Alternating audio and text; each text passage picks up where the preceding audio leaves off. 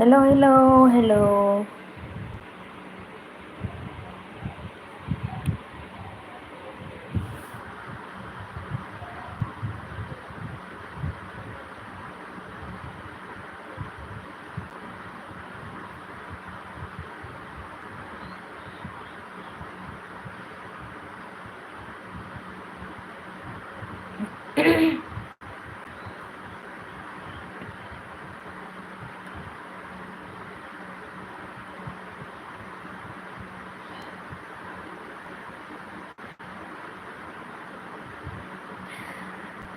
Hello. Like करने के लिए thank you so much. आपको कौन है प्लीज़ कमेंट करो।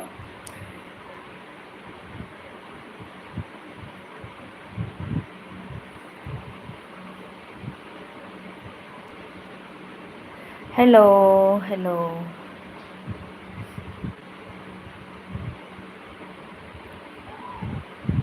आप कौन है जी, प्लीज़ बताइए।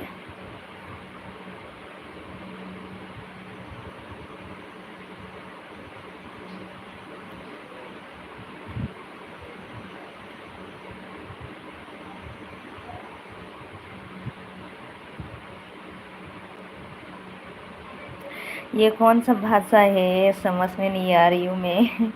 प्लीज़ हिंदी से कमेंट कीजिए।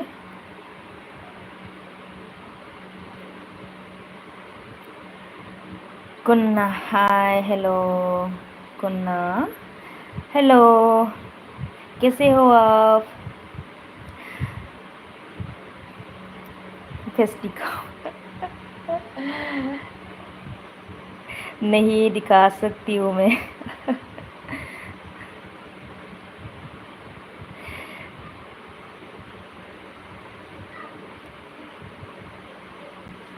मैं अभी नहीं नहाया, इसलिए मैं अभी फेस नहीं दिखा सकती हूँ, ठीक है।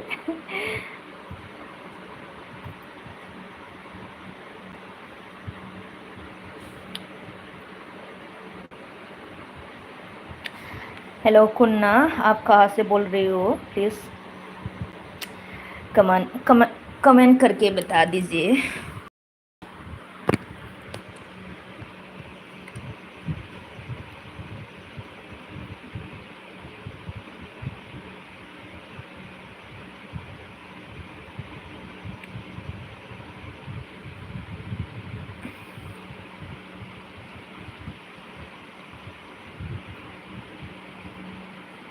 Hello Kunna G, please reply करो।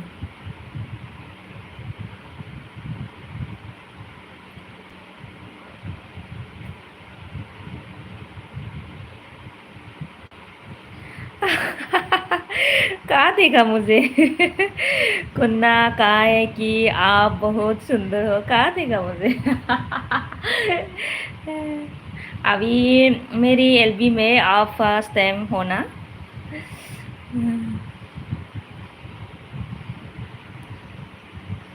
ठीक है। Thank you. थैंक यू जी, थैंक यू। अभी क्या कर रहे हो आप?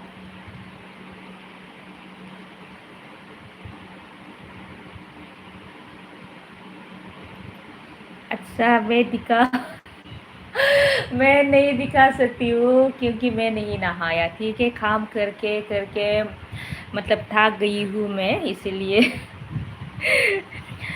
आज गर्मी भी बहुत है। बैठी रही हूँ मैं।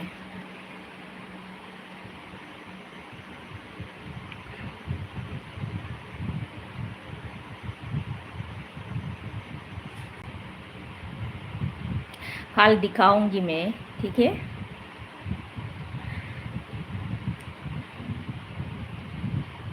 आज नहीं होगा क्योंकि मैं अभी भी नहीं नहाया। आप लोगों से बात करने के बाद मैं नहाऊंगी, ठीक है।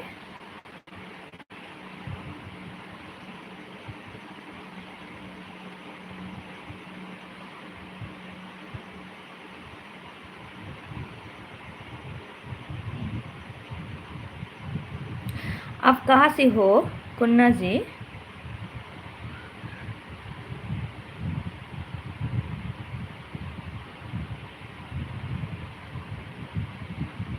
हेलो कुन्ना जी, आप कहाँ से हो? प्लीज़ बता दीजिए मुझे। अच्छा, गुरु राशि जी फेस। आ रेडी नहीं हूँ मैं क्योंकि मैं नहीं नहाया अभी। अभी भी अभी भी मैं नहीं नहाया, इसलिए मैं फेस नहीं दिखा सकती हूँ। ठीक है, बात करो मुझसे, टाइम है तो। गुरु रासु जी, आप कहाँ से हो? प्लीज़ बता दीजिए मुझे। सबको फेस चाहिए।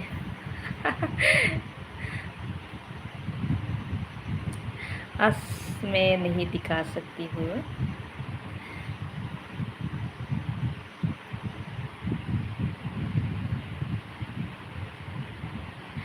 प्लीज़ कमेंट करो आप लोग।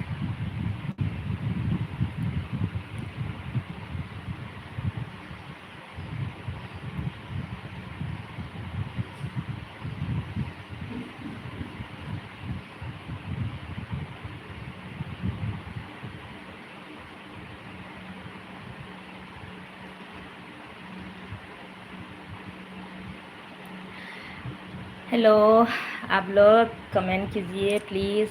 क्या बात करना चाहते हो, बात कर सकते हो मुझे।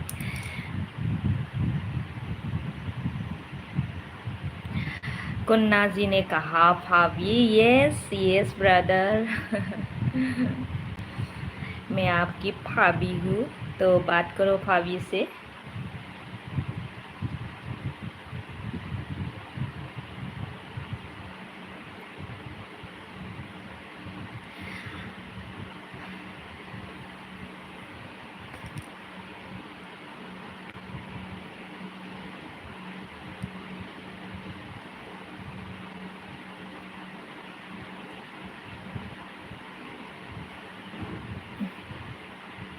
हेलो कुन्ना जी, आप कहाँ से हो? प्लीज़ बता दीजिए मुझे।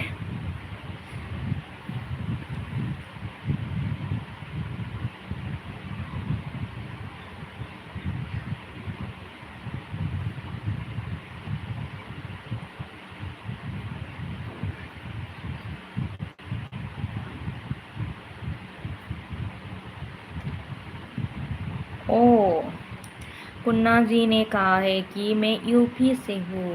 अच्छा, अभी ये क्या काम करते हो, क्या सर्विस करते हो आप?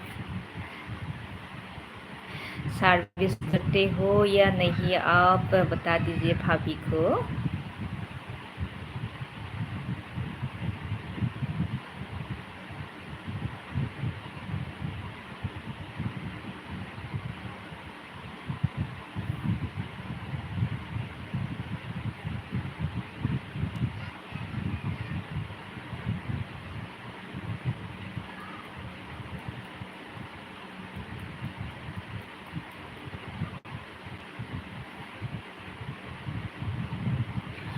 कुन्ना जी ने क्वेश्चन किया मुझे, आप कहाँ से हो? मैं आसाम से हूँ कुन्ना जी।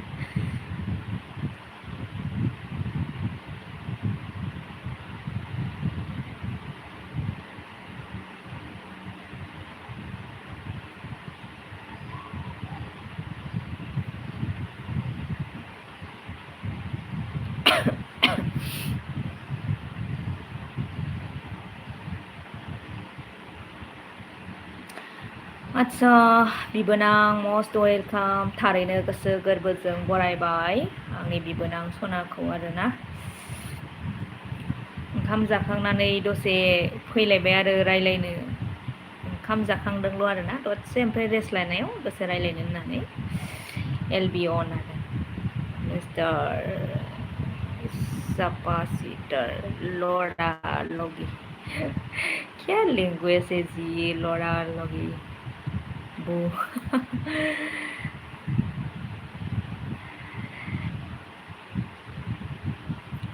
मिस्टर कैपेसिटर जी आप हिंदी से कमेंट करो प्लीज़।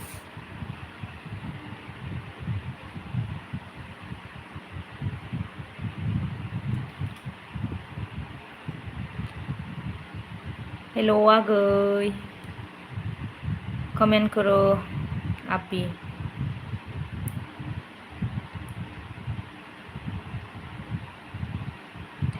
कुन्ना जी कहाँ चला गया? अच्छा भाभी मुझे, अच्छा भाभी मुझे और कमेंट करो। मुझे क्या है, तुमको क्या है, तुझे क्या हो गया है?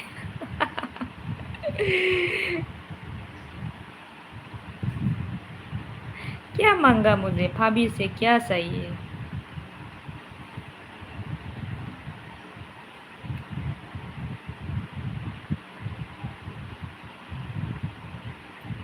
मैंने क्वेश्चन किया था आपको, अभी क्या कर रहा है और क्या सर्विस करता है या नहीं करता है, आप बता दीजिए मुझे। रुक गया भाभी मुझे, और क्या है, क्या बाकी रह गया, आप बता दीजिए।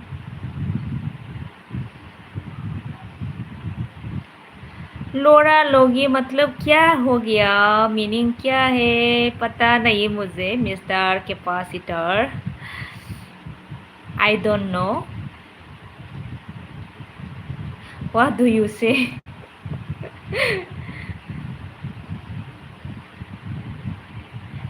Where are you from? Question क्या है मुझे? I am from Assam, mister capacitor, I am from Assam.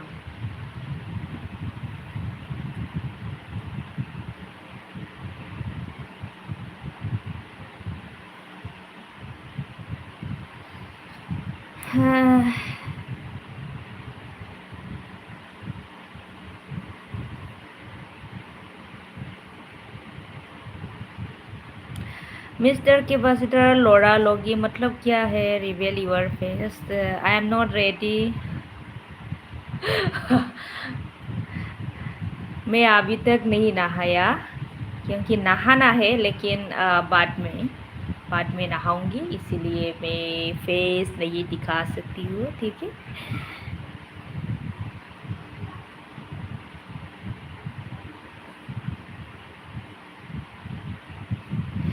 Face देखना चाहते हो तो कल इस टाइम में ज़रूर आना, ठीक है। और नेक्स्ट टाइम क्वेश्चन क्या है? Where are you from? I am from Assam, mister capacitor, मैंने रिप्लाई किया है।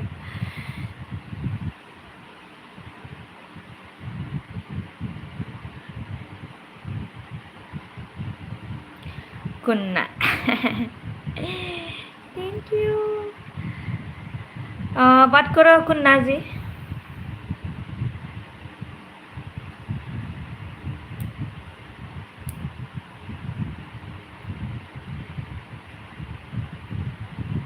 आई डिड नॉट हियर, अच्छा ठीक है कोई बात नहीं है, अभी तो पता चल गया होगा आपको।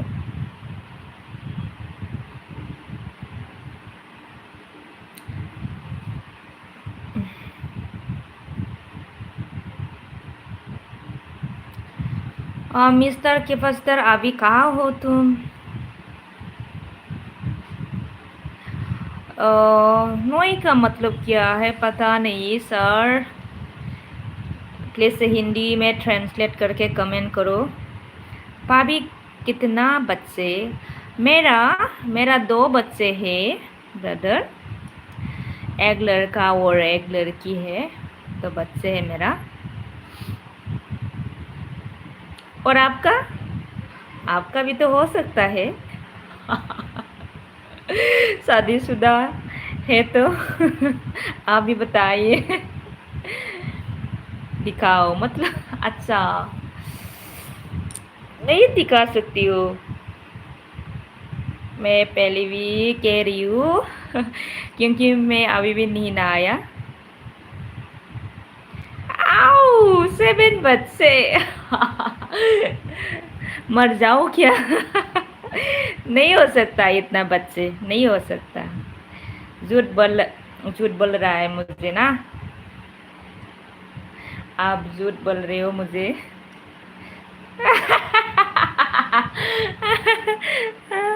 हंस रहा है ना, झूठ, ये झूठ है शायद नहीं होगा।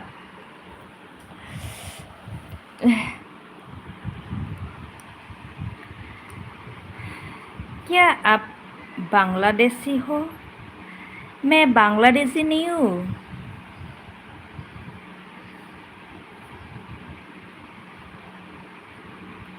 आपको लग रहा होगा बांग्लादेशी हूँ मैं नहीं हूँ बांग्लादेशी, ठीक है। मोसमुतारी मोस्ट वेलकम, कहाँ गया था तुम, कहाँ गया था?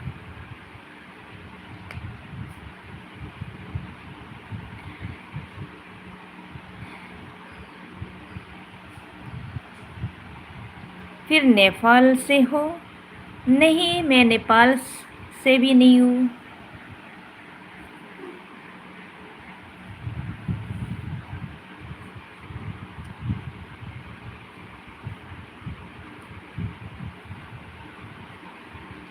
हेलो कुन्ना जी, 7 बच्चे का बाप कहाँ गया भागे गया है क्या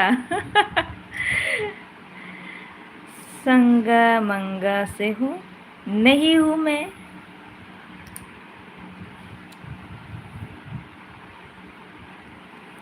कुन्ना जी कहाँ गया है, बात करो मुझे। 7 बच्चे की बाप कहाँ गया है?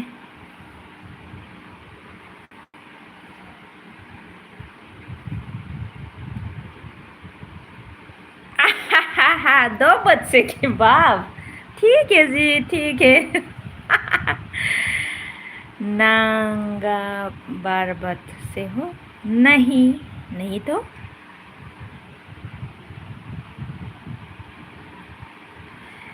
कुन्ना जी पता होगा मुझे कहाँ से हो। हंस रहा है। हेलो बसुमतारी जी, आप भी कमेंट कीजिए। थाईबेट से हो? नहीं हूँ मैं।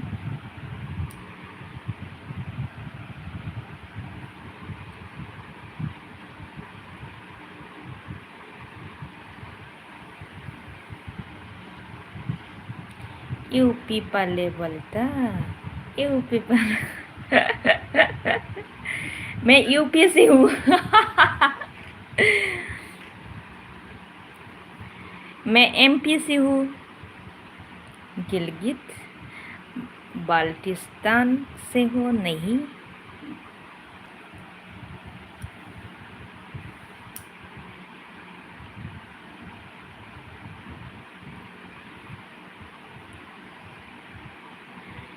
एक दिन यूपी जाना है मुझे घूमने के लिए, ठीक है कुन्ना जी।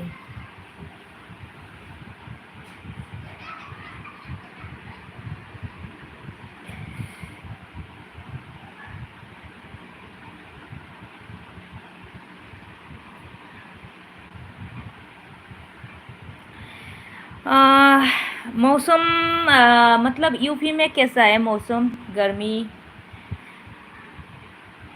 नॉर्मल या ज़्यादा है गर्मी अभी? लड़ा का बाल से हो? लड़ा काबल से हो नहीं। खाना कल खाना खा लिया नहीं नहीं।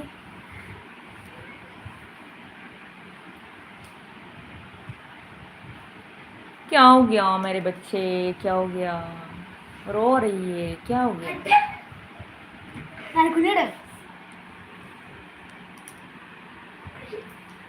कुन्ना जी, आपका खाना हो गया क्या?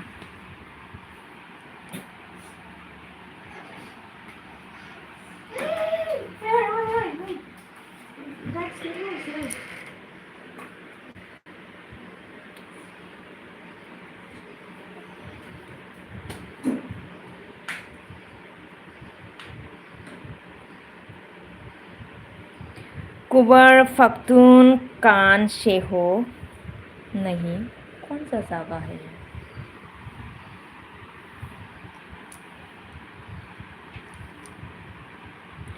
नहीं, 12 बजे। अच्छा, खाने का तो टाइम होना है था।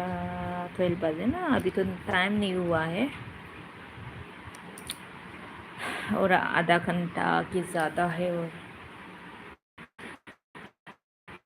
em ले क्या करूँ अभी?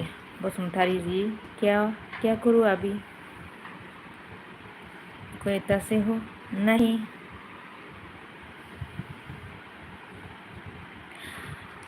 बसुमतारी ओंखाम जाबाय नामा? ब्रादार बसुमतारी, ओंखाम जाबाय नामा?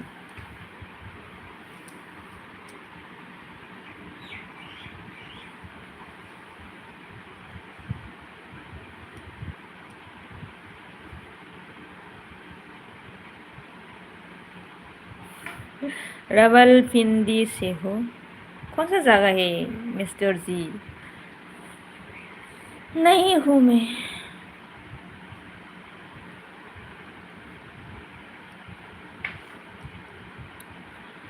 कुन्ना जी कहाँ गया? खाना रेडी हो गया क्या? खारासी से हो नहीं।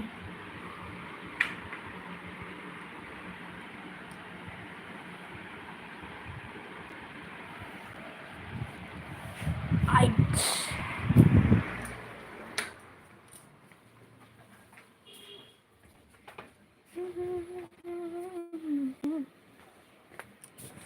धूप बहुत है आज भी ना। भाभी काम क्या है? मेरा कुछ भी काम नहीं है अभी। फ्री हो गया मेरा।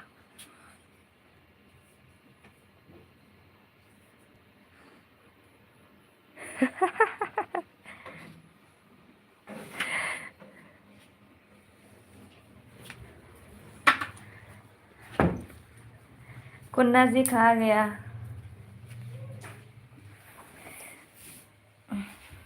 कुन्ना जी कहाँ गया? मिस्टर के पास्टर ने कुन्ना जी को कुछ कहा है, आप भी देख लीजिए।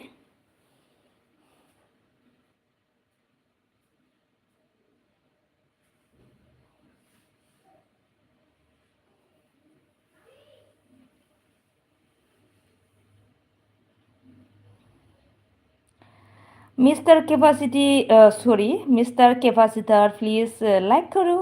आप अभी लाइक नहीं किया, अभी भी लाइक नहीं किया, लाइक करो।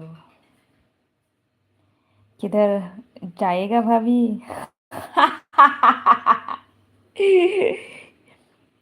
यूपी या एमपी?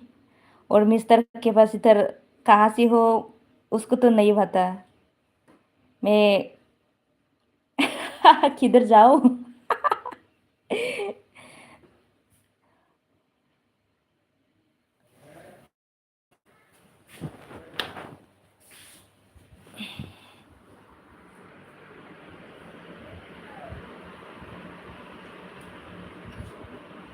लाइफ टाइम बोलो भाभी। अरे उसको तो नहीं पता कहाँ से हो मिस्टर कैपेसिटर को। किधर जाओ, मैं कैसे बोलूँ?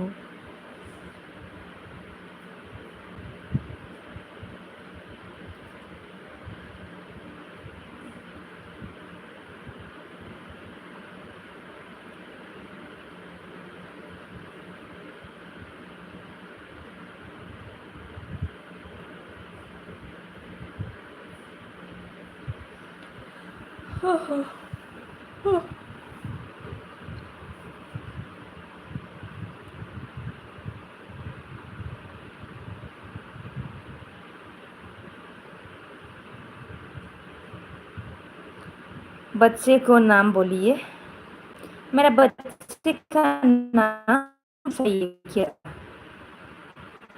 पुन्ना जी आपको? आपका तो ऑलरेडी 7 बच्चे हैं। आप बता दीजिए आपका बच्चे मेरे से ज़्यादा हो इसलिए, ज़्यादा है इसलिए।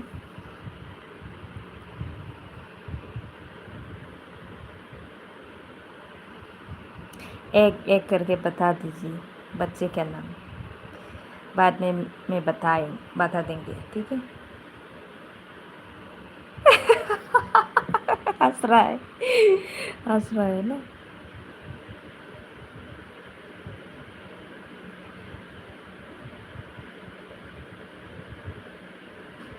मेरे बच्चे को ना आप तो देख चुका होगा। शॉर्ट वीडियो में जाके देखो, सब पता चल जाएगा, ठीक है? और कमेंट कीजिए प्लीज़ जाके।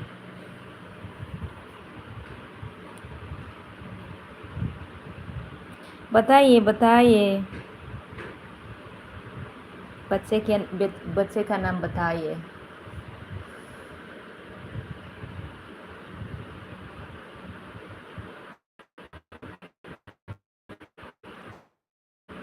टाइम लगता है क्या बताने में?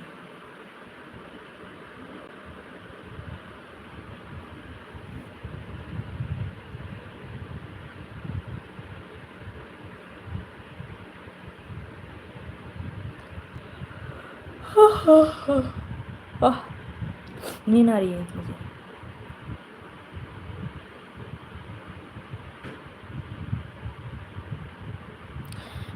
मेरा बच्चे का नाम कुन्ना है, कुन्ना। हाउसवाइफ। हाउसवाइफ क्या हो गया?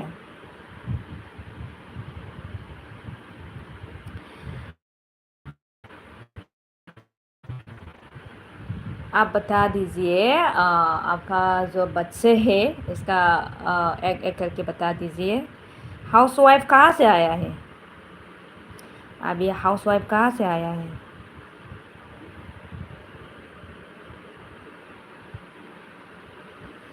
मुझे बोल रही है या अपनी वाइफ को बता रही हो मुझे?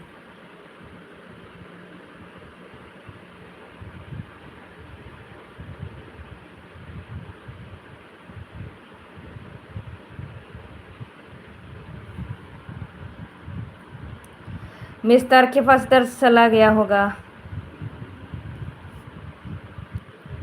कमेंट भी नहीं किया है।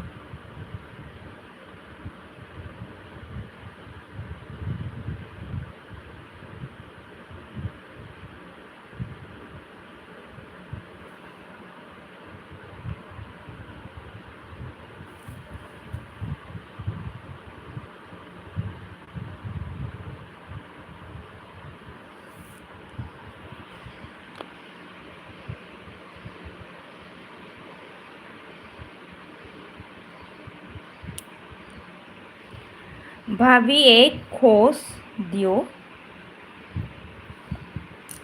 मतलब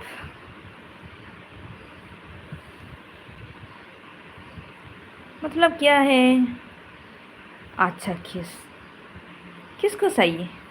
किससे सही है? आप भी पागल हो, इतना पागल हो तुम। किस से?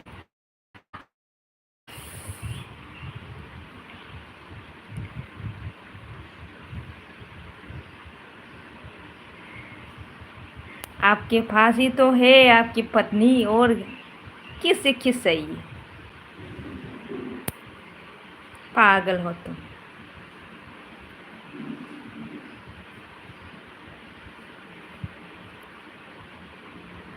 अभी तो तैयार किया है खाने पीने के लिए आपने हाउसवाइफ, है ना।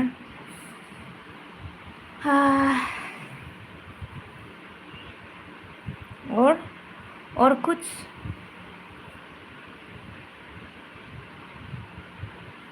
किसके अलावा और कुछ बात करो मुझे। अभी ने तो मुझे जोकिंग किया है, मुझे पता है।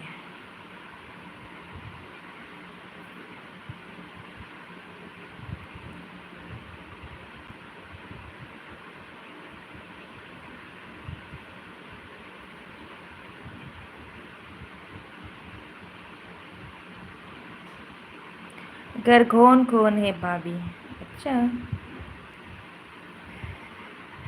मेरा 2 बच्चे हैं और मैं हूँ, और कोई भी नहीं है।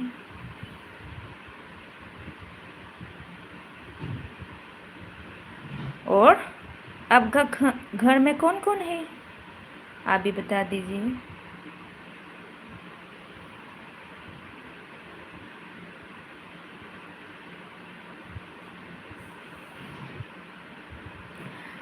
मेरा हस्बैंड हस्बैंड अभी ड्यूटी में है। वो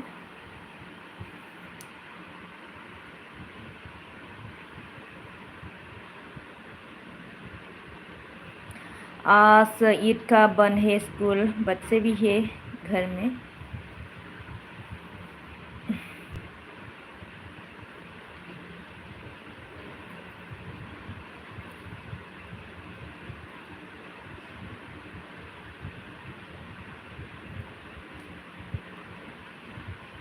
हाँ हाँ हाँ।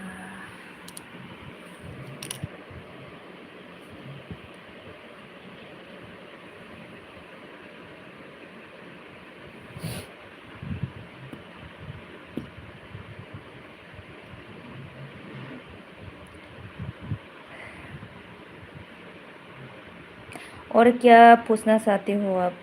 पूछ सकते हैं। डिलीट किया है ना, कमेंट डिलीट किया है, कोई बात नहीं। अभी ने तो जोकिंग किया है मुझे, कोई बात नहीं, टेंशन ना ले।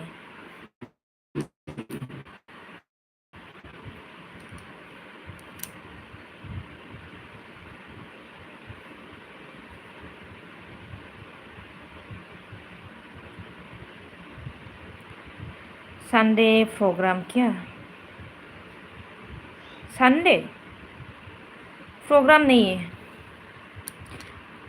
कुछ भी प्रोग्राम नहीं है। मतलब मंडे से हमारा बच्चे का एग्ज़ाम शुरू हो जाएगा, तो संडे में कैसे प्रोग्राम?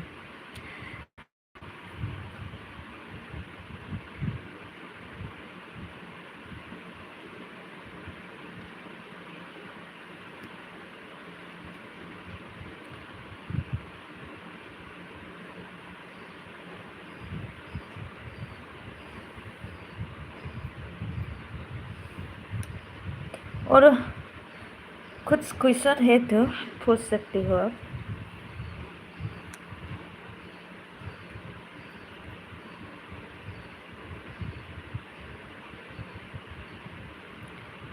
प्राणजित बोरो, हेलो हेलो आगै। बाजै गाम्बारि, आगै सना, दे दे। बिबोनां सना, रायलायदोलाय दसे बाजै गाम्बारिजों। नामखौबो दोनो मिनिबो नामा ओमफ्राय? मारै जाखो खबरफोरानो? मोजाङैनो दंलै आगै। नोंनि नाम दोननाय, नोंनि अननाय, मोजाङैनो दंथारो मा नोमबाजैया।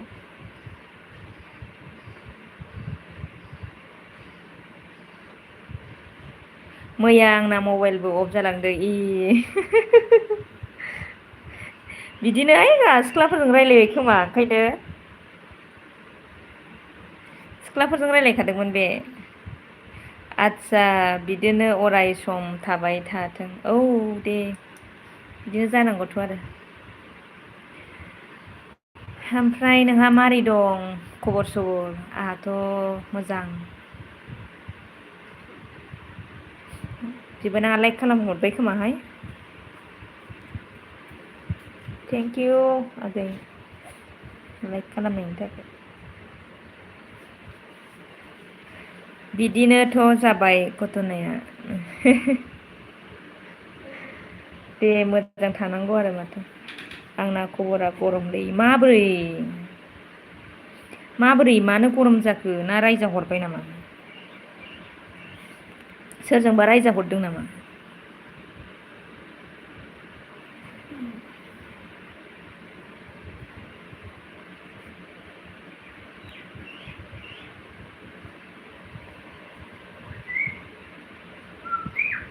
हो तानजित आगै?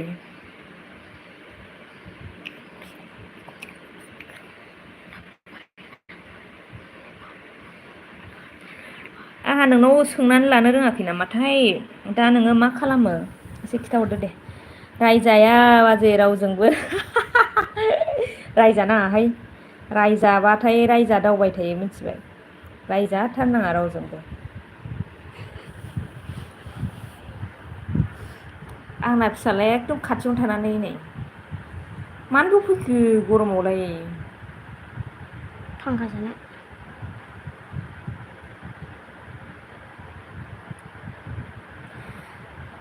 तानजित आगै नों दा फरायगासिनो दं ना साख्रियाव दं एसे खिथाहरदोलाय। ना हिनजाव लाखोमानानै दं? आंहा फरायबायसो दं मावथ'वाखै जेबो। औ दे बेसे फरायखो ओमफ्राय बिबोनां?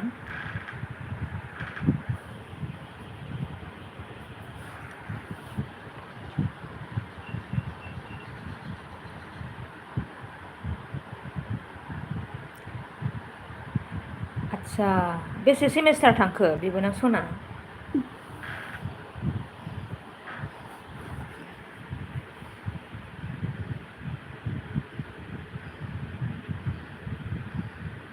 ए माबा जाबायना ने सिक्स सेमिस्टार। सिक्स लायनो ओइट सेमिस्टार थांबाय नामा?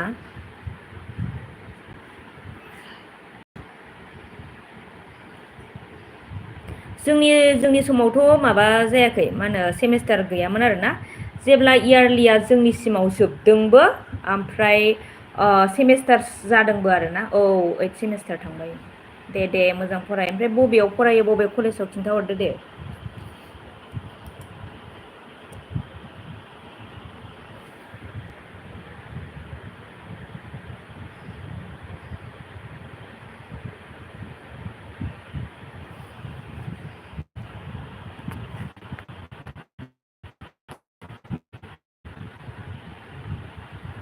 कक्लाबारि ए सानजाथिंजायनिसो ना होमबा नोङो बावलायलांबाय आं।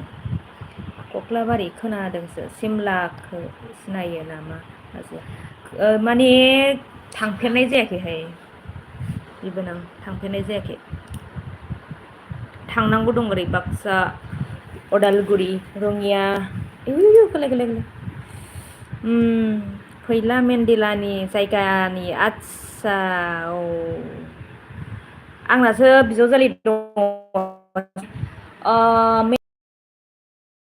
फानि पस्ट जानो थांदोंहाय बावलायलांदां। मेन्देलानि जायगानि आरोना गामि खाथि ना गामिसेनिनो?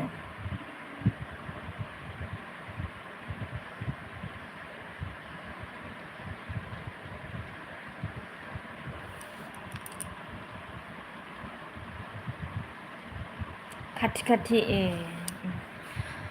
खनसे माबा जादोंहाय बिसिना सारादु बे मेन्देलानि बिब' ना बले बिफा आं गोसोआव गैला जिखुनु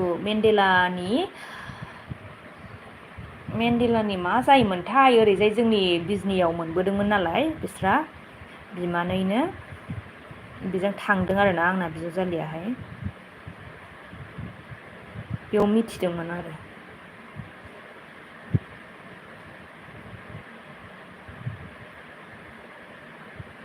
देनांहाय एम ए खौ ओरै फरायफै क'क्राझाराव। औ बिमाना सोरमोनथाय जिखुनु आरो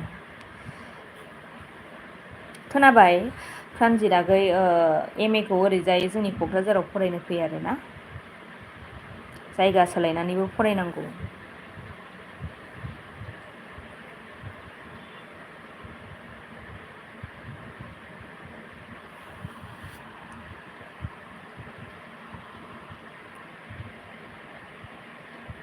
औ फरायग्रोदो कमप्लिट खालामदो बिनि उनाव फैदो।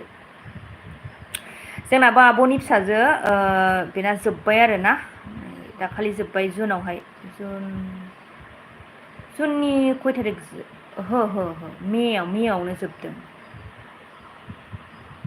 माबानि बिए नि लास्ट एगजाम खय थारिखआव जोबदोंमोनथाय बावलायलांबाय आं।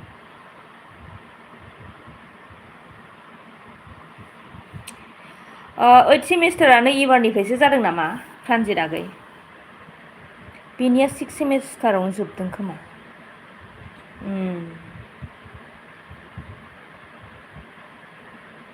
दे मोजाङै फरायदो गोसो होनानै उनावहाय सुबिदा बायदि आरोना सुबिदा जानाय बायदि।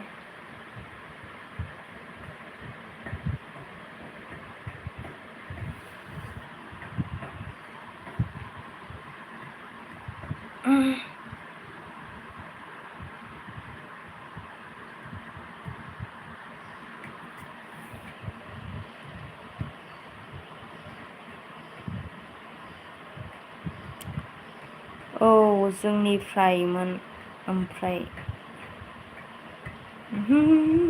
बोरायगोनलै बाजै बेयाव बोराया मा बोरायबाय आं नोंखौ ब्लु खालामहरबाय दे। बोराया मा बोरायबायो नामा? गैया आंबा फरायनायानो आद्रा सिद्रासो जाबाय। एम ए लादोंमोन आगै गैया जायासै आरोना आद्रा जाबाय फरायनाया। मिनिबाय थायो इमान गोबाव थानो हायो सोरबा होद फागल साख्रि मावनांगौआ मा थायानो हाया जानांगौ सोरबा।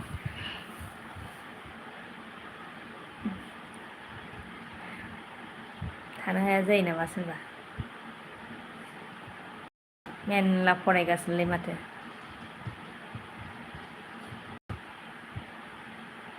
बारायना होबाय बा बिसोर औ आसरित गोदान गोदान जाबाय थायोलै फरायनायनि सिस्टेमफ्रानो आयु आयु।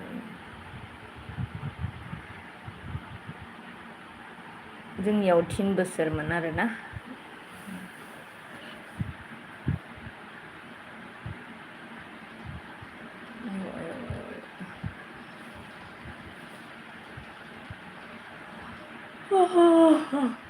ओंखाम जाखांबाय नामा?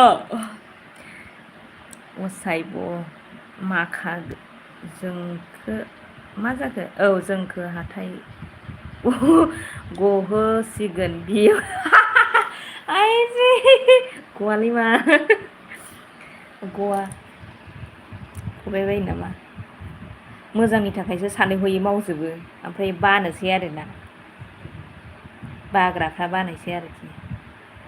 दे गोसो होनानै फराय खानाय गोलाव लानांगौनि खोथा दङ ना गावनि एमखौ साक्सेस खालामनांगौनि खोथा दङ। फुंनिसो जादों बाजै सानजौफुनि जायाखै होनदों आरो नंगौ नंगौ आंहा जाखांबायहाय दहायनो जादों मानो होनब्ला दिनै इदनि बन्द' गथ'फोरनाबो स्कुल गैया बेखायनो फुङाव सा ओमफ्राय एसे जाग्रा जानाय जाबाय ओमफ्राय थाब जाबाय आरो आङो दहायो माबासोआवनो जादोंहाय 10:30 जादों आङो ओंखामखौ।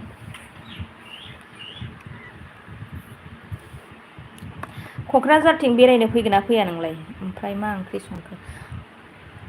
ओंख्रिया जाहैबाय आंनिया माबा मा होनो थास' आथिं आलु जोगलावरि सयाबिन एसे सिलाला संदों आरोना आङो लाब्रा थां माथां बिदि ओमफ्राय आङो सयाबिनखौनो बाथोन बानायदों ओमफ्राय आलासिबो फैगासिनो दङ आरो जोंनाव आब'नि फिसाजो थ' दहाय आं नोंनो खोन्थानाया बेनो आरो बेना एगजामा जोब्बाय नालाय ओमफ्राय आङो गथ'फोरनि एगजामाबो मान्डेनिफ्राय जासिगोनखाय लेंहरथ'दों एसे हेल्प मोनो खोमा होननानै। बाजै आं मानोबा गारि गाखोनो हायाखैनो डाइरेक्ट दङ गुन गुनजों फै मिथिबाय बेरायनो गारि गाखोनो हायाब्ला देनां ओमफ्राय गाव गाव कार लाबा बोरै सालायगोन दे नों सानसेथ' नोङो कार लागोन फरायना साख्रि मोनना हिनजाव बायदि साइना खर' गिदिङो जाखो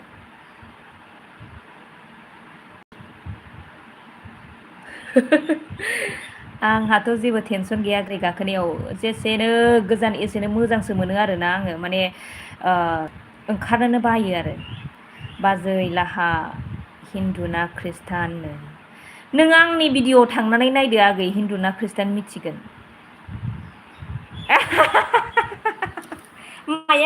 माया गयो जाखो पागल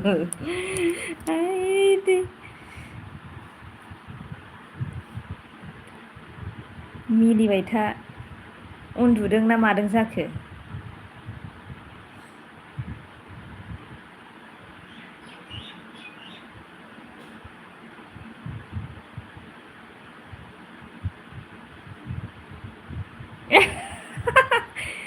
आइ मुलि जाना फैखादोब्रा नोङो मुलि जानानै फैबानो जेबो जानाय नङा माथो नोङो गोजान जारनि खालामनोब्ला एडभान्स मुलिसो जाग्रोखानांगोन नोङो दुगैखांना फेन आदसा उन्दुना दं औ दुगैखांबाय आरोना नोंहा आंहा दुगैखांबावाखैनो दुगैनोसै दुगैनानै आंबो दसे रेस्ट लानोसै जायालै बाजै होनदों आरोना जायालै बाजै आङो गय लांफा मा बियो लांफा लायो थेवबो आयो नों गय जाबाथ' नोंना उदैया बोरैबा जाखाथारगोन गयखौ जानो नाङानो बेबायदिया मिथिबाय आंबो एसे उरलुयो आरोना गयफोरखौ लायो एसे गोलावबा माबा माबि आङो मेथाइ सेथाइबो गोसोआव फैबावा बिदिनो गयफोर जानो मोजां मोनो आरोना गरसे गरनै सफारिफोर लाखायो मुलि जाबा जेबो जाया एख' नङा मिथिबायना जेबो जाया मुलि ला मुलि जा सेंग्रायावनो फाग्ला बेबायदि जानांगौब्ला बोरायाव मा जाबावगोन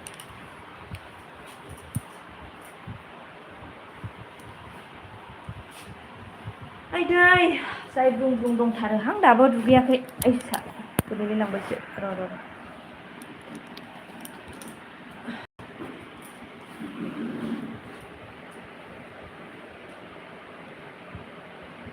मा मुलि जानो ओमफ्राय गेस्टिकनि नों खिनो ओंखारोब्ला खिगानायनि जादोब्रा होनबाना ओंखारनाया नंला नों जेखि जाया मिथिबाय जेखि जाया नोङो ओंखारला दे खनसे नायनोसै आयु फागल आं दुगैयाखैनोमोन दुगैयाखै आं ओरैनो दं दुगैनोसै उन्दुनोसै दसे रेस्ट लानोसै आंखौलाय नुखायो आं दिनै दुगैयाखैबो नालाय जेबो सर्ट भिडिअ'बो आगाराखै आरोना जेबो गगेरे गनो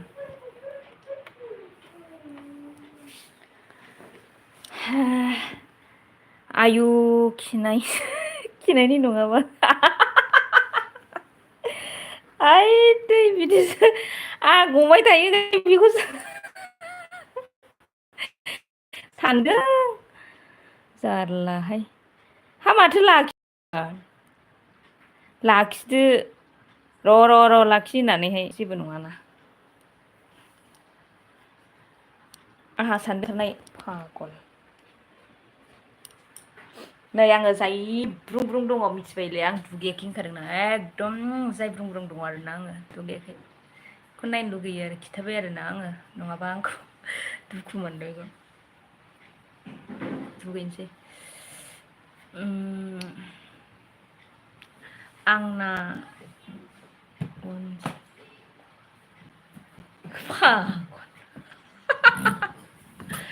आइदै फाग्ला हायदे नोङो हा माथो जाखो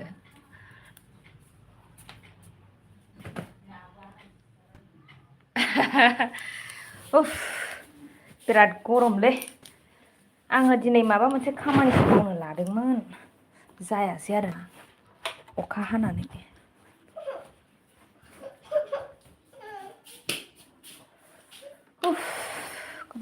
मा आदि आदि आदि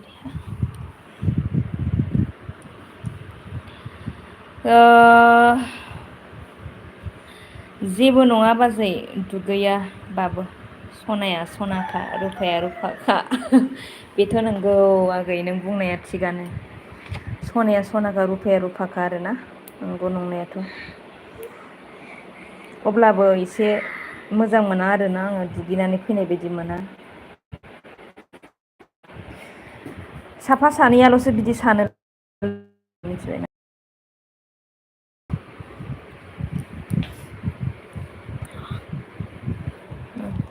मारै जाखो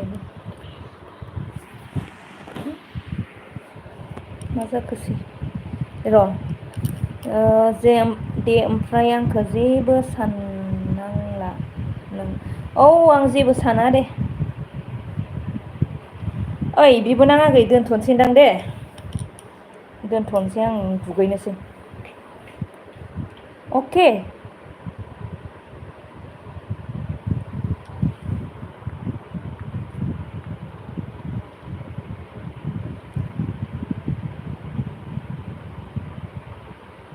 दे ओमफ्राय आंखौ जेबो साननांला नों होनदों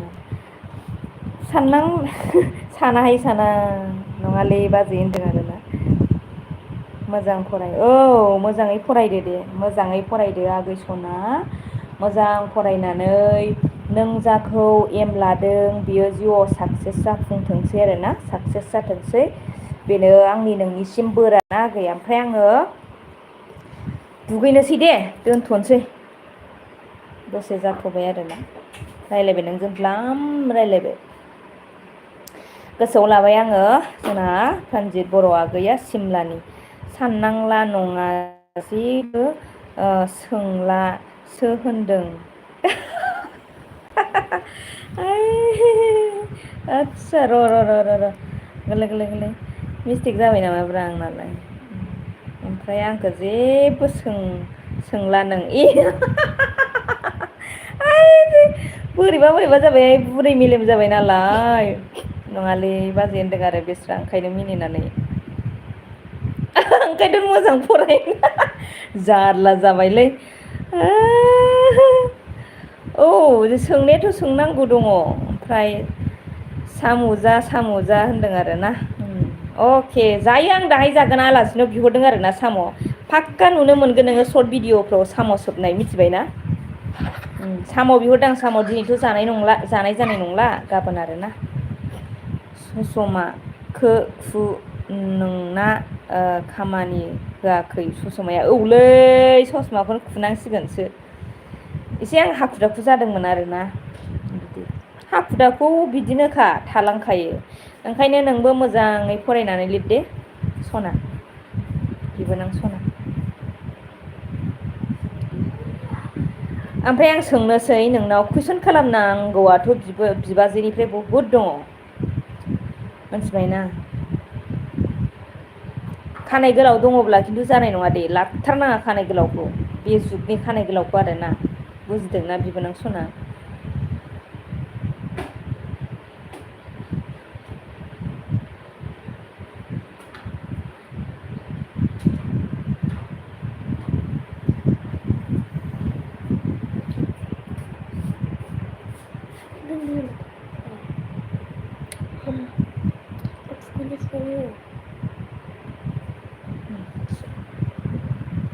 हेल' बिबोनां औ बाजै 200 मिटार गोजानाव थागोन आं सिख्ला मोदायनिफ्राय औ एकदम सियर आगै सियर एकदम थाथार बे जुगनि सिख्लाफोरखौ एकदम फोथायनो हाया दै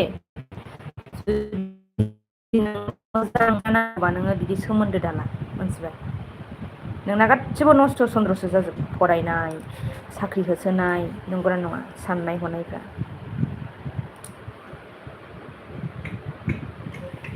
नालाय बोथोरा माइ लामनांगौमोन आरोखि आंना ओमफ्रायो जायासै बोरैबा जाबाय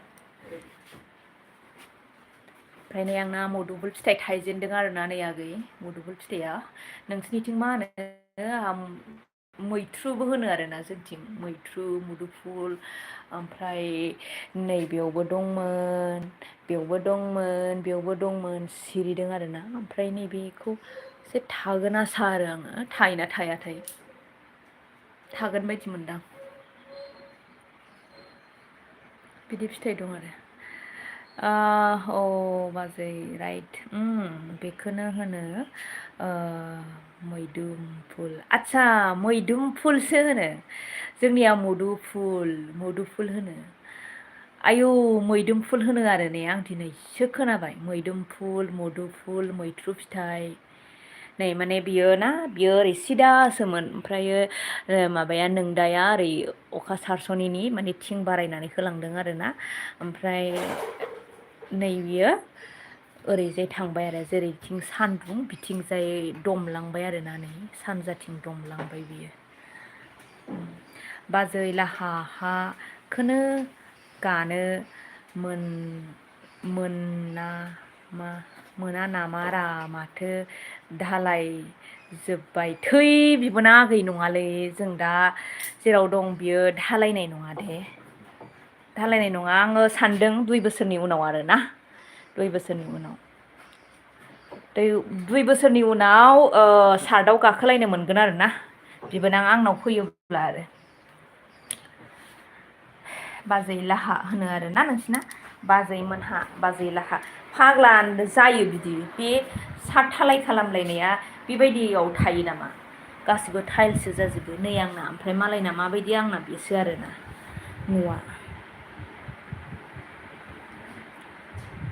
2 बोसोरनि उनाव लुनोसै आगै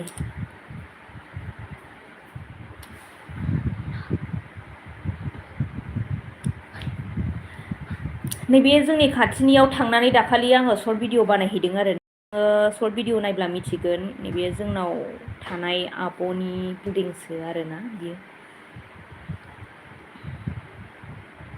बानायगासिनो मालाय दे मोजां बाजै नोंनि इउटुबावनो नायना मा बियो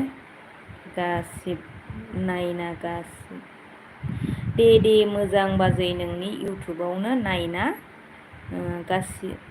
मा बियो बुजियासै आं बेलासिनिखौ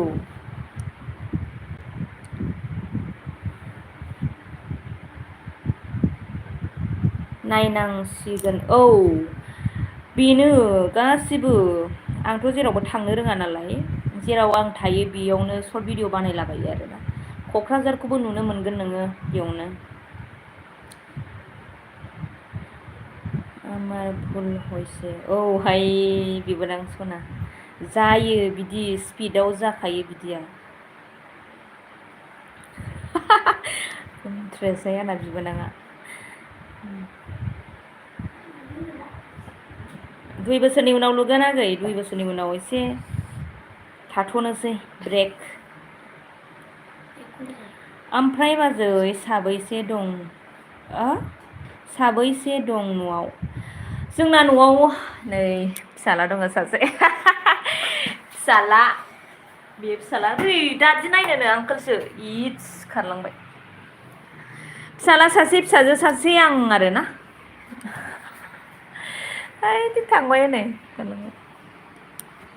फिसाला सासे ओमफ्राय आंल' फिसाजो सासे रसान सेत्री हेल' हाय बाजै बबेयावबा जायगा सोलायगोन नामा आं दा जों क'क्राझाराव दङ नालाय आगै ओमफ्राय जोङो जेराव पारमानेन्ट खालामगोन जोङो बङाइगावआव सानदों आरोना बङाइगावआवनो माने गेजेरसै होननानै आरोना एक्सुवेलि आंना एकदम हासबेन्डनि आरो आंनि जायगायाथ' बिजनि आरोना ओमफ्राय जोङो दा क'क्राझाराव दङ ओमफ्राय जोङो उनावहाय थागोन बङाइगाव आरोना बाजै बबेयावबा सोलायगोन है जाबाय बाजै नोंहा फिसाला फिसाजो नों आंनि सर्ट भिडिअ थांनानै नायबा नुजोबगोन फिसालाखौबो नुगोन फिसाजोखौबो नुगोन जाखाथारबाय आंना आरोना मिनिबाय था नोङो मिनिबाय था।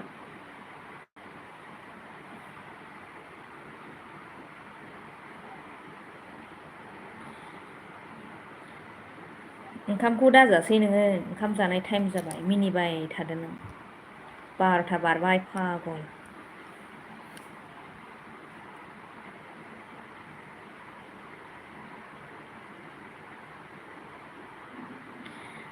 मा एम्फौ फैदों, गिदिर नुलायदों आरो नै मोस्रोम मोस्रोम एकदम माबा मोनसे लाना खारनो।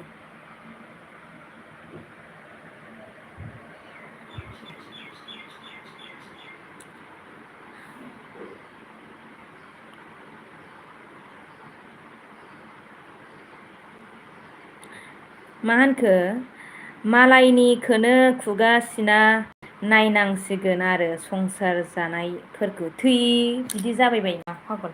हरगोन आं सासे मोजां मोजां दंखायो आंनाव।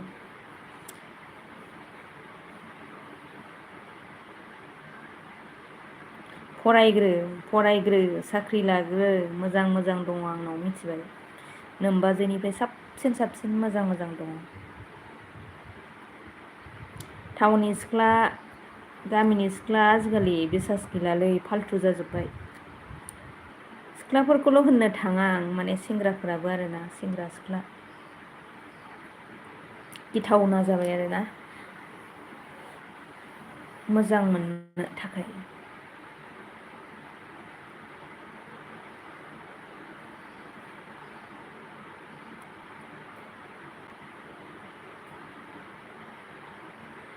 ओंखाम जाहैदो ओंखाम, आंबो दोनथ'नोसै। बिबाजैया दुगैसिगोन नोंना।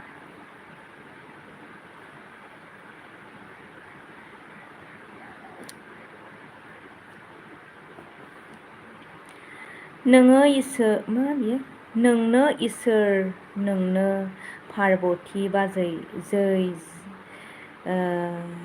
जारौ सासे मोनबावथारथों नोंनि अननायाव। जारौ सासे, फिसाजो सासे, नांलाहाय बाजै, सरि दै मेलेमा अबा थांबाय। नांलाहाय फागल, नांला, जोब्बाय। फिसाला सासे फिसाजो सासे मोननानै आरो माथो नांबावगौ, बेखौ फोरोंनोनो बेसे टेनसन आंहा दा। माला कलेज फरायगोन, माला देरगोन, माला साख्रि मावगोन सो मोनखाबाय। मालायफोरनि मोजां मोजां रिजाल्टखौनो खोनानानै सहायनोनो हाला आंना, माला फिसाया बिदि फरायबावगोन साननानै आरोना।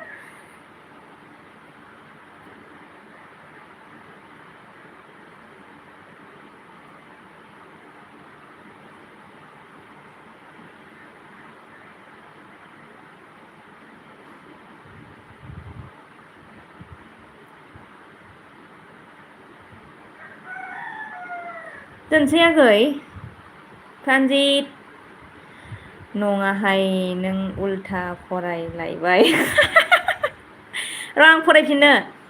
नोंनो इसोर, नोंनो पार्बती बाजै, जै जारौ ना मा बियो, जारौ सासे, नों होनदोंना जारौ सासे मोनबो थारथो नोंनि, आच्छा अके आं हरगोन, एकदम हरथारगोन आङो। नङाहाय नों उल्था फरायलायबाय, आंनि बाथ्रा बुंदो आं, नों सासे हरगोन बुंनायखाय। आइदै थैगोनलै। औ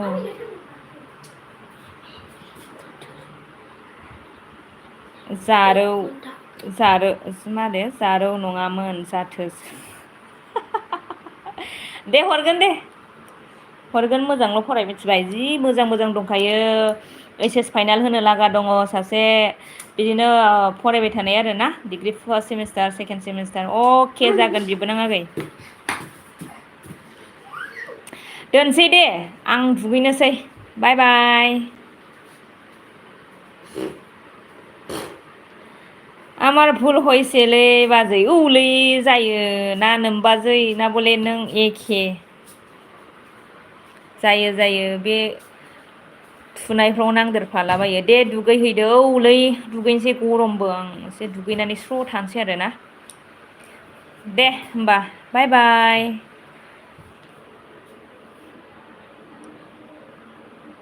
फिर को बुला रहे